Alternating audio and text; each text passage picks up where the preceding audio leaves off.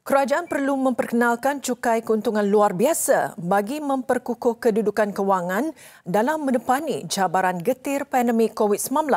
Bekas Perdana Menteri Tun Dr. Mahathir Mohamad mencadangkan sektor ekonomi seperti pengeluaran sarung tangan getah selain institusi perbankan yang meraih keuntungan berbilion ringgit pada waktu pandemik wajar dikenakan bentuk cukai tambahan ini. Ada 3 peringkat yang merasai kesan yang berlainan kerana wabak COVID ini.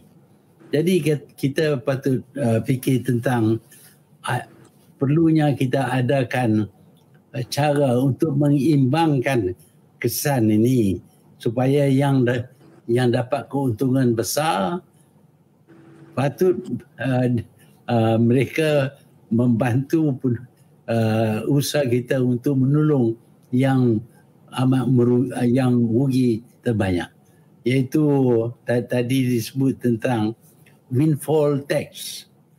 Windfall tax ini bukanlah satu benda yang luar biasa. Jelas beliau, sektor itu boleh dikenakan cukai sehingga lebih 30% bagi membantu kerajaan ketika ini berbanding sekitar 24% cukai korporat ketika ini. Ini penting kerana di waktu pandemik ini ada golongan yang meraih keuntungan luar biasa, manakala ada yang masih bergaji dan tidak terjejas. Namun penekanan wajar diberi kepada golongan yang tiada sumber pendapatan dan terjejas teruk.